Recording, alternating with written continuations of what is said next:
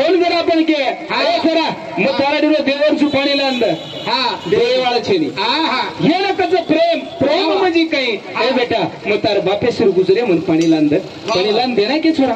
आणि वो छोरान जर आपण गेला हे छोरा